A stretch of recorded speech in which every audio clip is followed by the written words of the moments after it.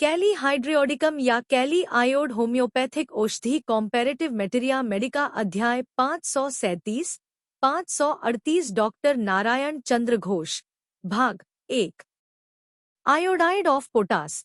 यह दवा उपदंश रोग और पारा के खाल गलाने वाली नई अपव्यवहार से पैदा हुई बीमारियों में लाभदायक है। सर्दी जुकाम और उसके साथ ही माथे में जोर का दर्द, थोड़ी सी सर्दी लगते ही सर्दी हो जाना, नाक से पानी गिरना, आँख मुंह फूल जाना, गले में दर्द, घाव, ये सब शिकायतें पारद और उपदंश धातु वाले व्यक्तियों को अक्सर हुआ ही करती हैं। इसमें कैली हाइड्रो विशेष लाभदायक है।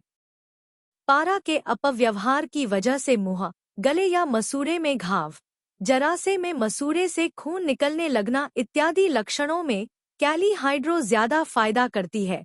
उपदंश की दूसरी और तीसरी अवस्था में खासकर जब अर्बुद हो जाता है तथा पेशी, बंधनी, टेंडोन और पेशी आवरणी का पतला पर्दा, फेशिया, मोटा और कड़ा हो जाता है, उस समय इससे ज्यादा फायदा होता है। श्वासयंत्र और गुर्दा इत्यादि स्थानों की श्लैष्मिक झिल्ली के ऊपर इसकी प्रधान क्रिया होती है।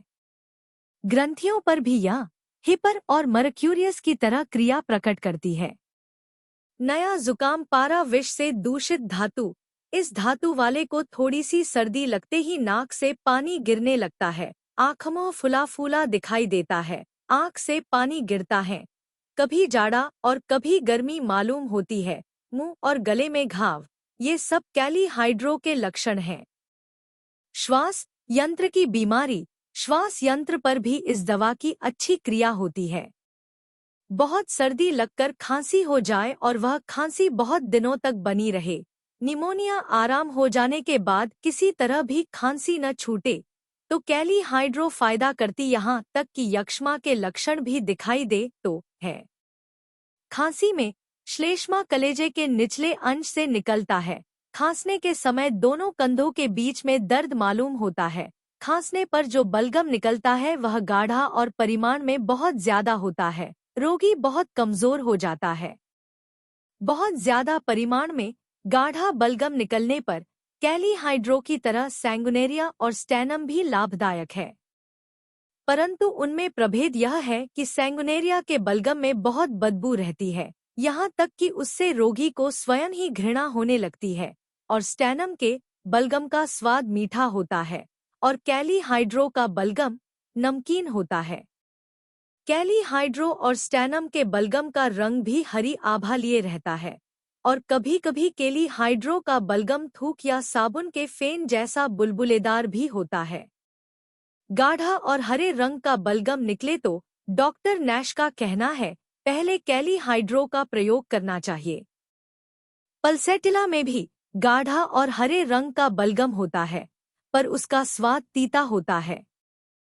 सिपिया व लाइको में कैली हाइड्रो की तरह नमकीन स्वाद वाला बलगम निकलता है। पीनस रोग में स्वरभंग हो जाता और रोगी नाक के स्वर बोलने लगता है। दमा जिस रोगी को अत्यंत श्वासकष्ट रहता है, जो जरा सा चलते फिरते ही हौफने लगता है, जिसकी खांसी थोड़ी बहुत सूखी रहती है, बलगम साबुन के फेन की तरह निकलता है, उसके लिए कैली आयोड लाभदायक है। द्रष्टव्य फेफड़े में पानी इकट्ठा होना, हाइड्रोथोरैक्स वायु इकट्ठा होना, एम्फिसीमा पुराना निमोनिया और उसमें खोचा मारने और काटने फोड़ने जैसा दर्द, फेन जैसा बलगम इत्यादि लक्षण रहें तथा फुसफुसावर्क झिल्ली प्लोरा में पानी इकट्ठा हो और उसके साथ ही श्वासकष्ट तथा लगातार आक्षेपिक खांसी आती हो। यक्ष्मा रोग में लार बहता हो और रात को कमजोर करने वाला पसीना आता हो तथा जिस बीमारी में आयोडम के लक्षण के साथ प्रभेद करने में गड़बड़ी हो, उसमें कैली आयोड देकर धीरज के साथ प्रतीक्षा करनी चाहिए। निमोनिया के बाद की खांसी में ही नहीं, बल्कि असली निमोनिया में भी कैली हाइड्रो फायदा करती है। फेफड़े में रस जमा होकर फेफड़ा कड़ा होना आरंभ हो जाए अर्थात हेपेटाइजेशन की अवस्था में इस दवा की जरूरत पड़ती है। ब्रायोनिया, फॉस्फोरस इत्यादि दवाओं के ठीक ठीक लक्षण न मिले तो डॉक्टर फेरिंगटन उस दशा में कैली हाइड्रो देने का उपदेश देते हैं। ब्रोंकाइटिस और निमोनिया आदि फेफड़े की बीमारियों की वजह से उत्पन्न मस्तिष्क में रक्त की अधिकता, आंखें लाल, विकार, मस्तिष्क में जल संचय, श्वास प्रश्वास जल्दी जल्दी, आंख की पुतली फैल जाना, तंद्रा छन्न या बेहोश होकर लगातार सिर हिलाते रहना इत्यादि लक्षणों की तथा मेनिंजाइटिस, मस्तिष्क झिल्ली, प्रदाह की यह श्रेष्ठ दवा है।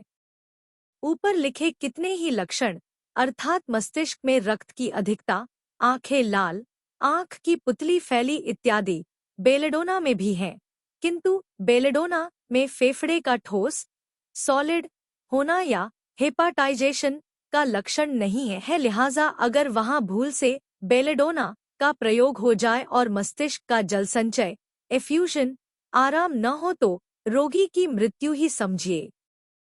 Subscribe please.